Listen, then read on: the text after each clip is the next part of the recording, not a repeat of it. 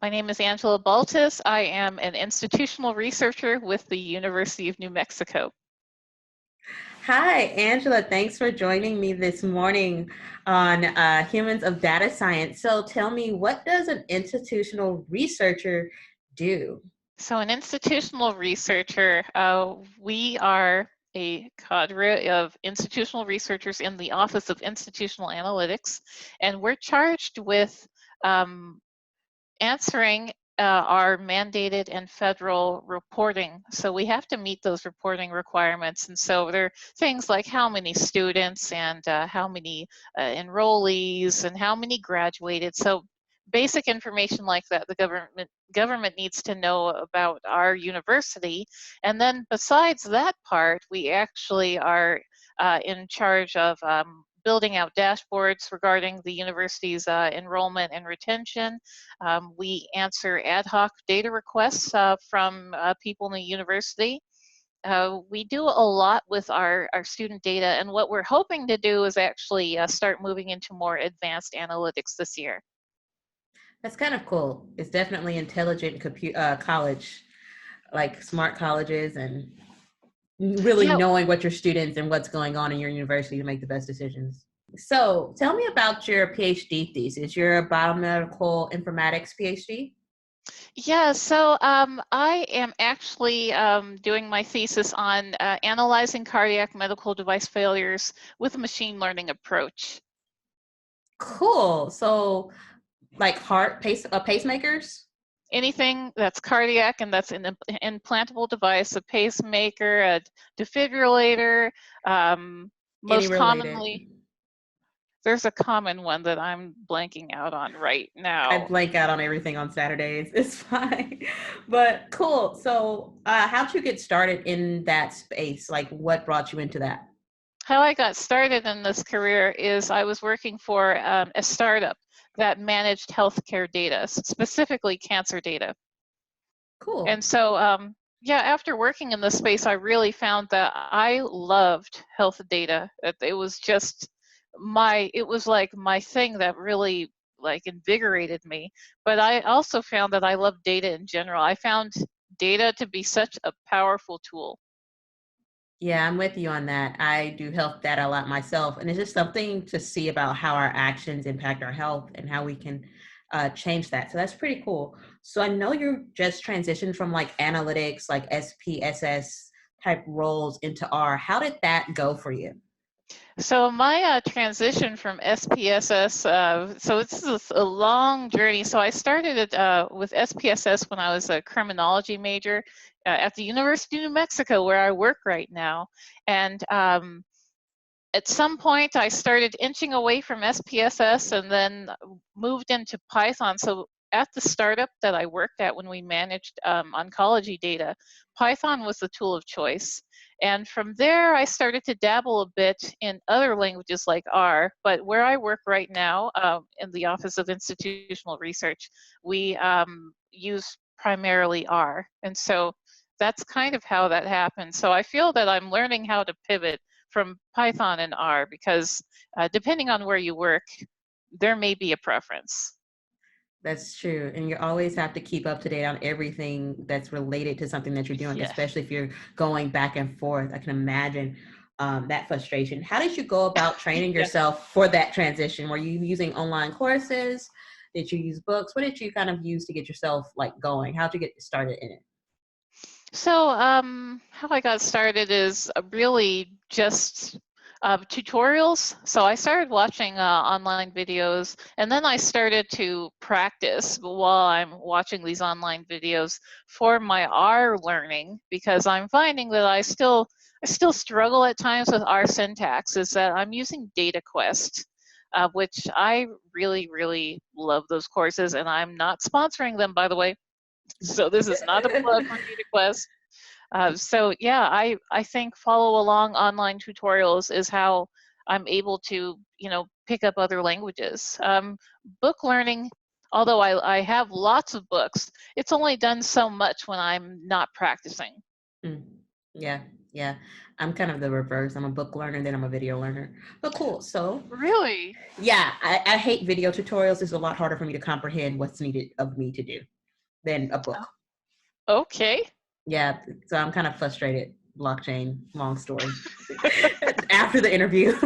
Okay, so cool. So tell me kind of what's your goal like once you finish your PhD, what area of data science are you trying to go in that direction?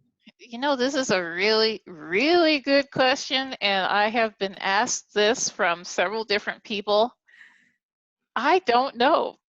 Like, I thought I knew that I would be doing all this cool research and I'd be, doing things that really make an impact. But at this current point, I'm pretty much open and I don't have any hard set plans. Yeah, that's how I was when I kind of got into like the transition between analytics to data science. I kind of didn't know what I wanted. I kind of fell back into medical. I wasn't medical and I fell back into it. Cool. So, your personal goals for the year, what's something that you would really like to accomplish this year? So what I would really love to accomplish this year is I would like to first graduate. So I graduate with my degree in August. I defend in August. The degree will hopefully be conferred in August. So that's number one. I really want to work on my proficiency in R so that I could pivot back and forth between both languages. Python and R far easier than I do right now. Um, I would really like to incorporate um, health research into what we do in the Office of Institutional Analytics if I can. And also just really build up our code base, help to do that. Also help to build really intuitive dashboards as well.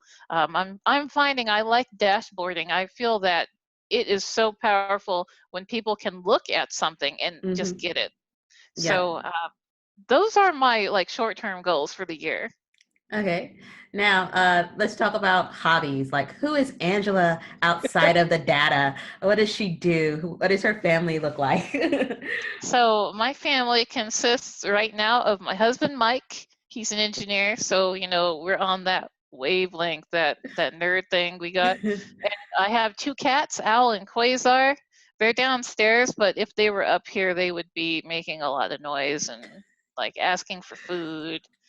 Um, my life outside of work, in data science, I feel that I really like to, exercise. I like to explore New Mexico's, trails and walking trails and hiking.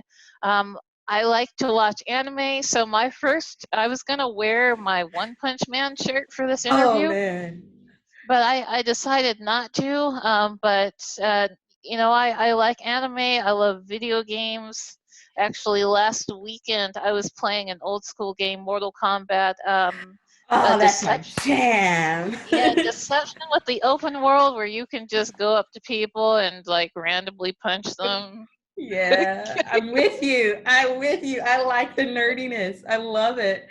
So Uh, yeah, that's my thing outside of I try to not like I try to like keep that scaled back at work because not everybody wants to hear all that. yeah, I kind of let it out on the internet myself. So,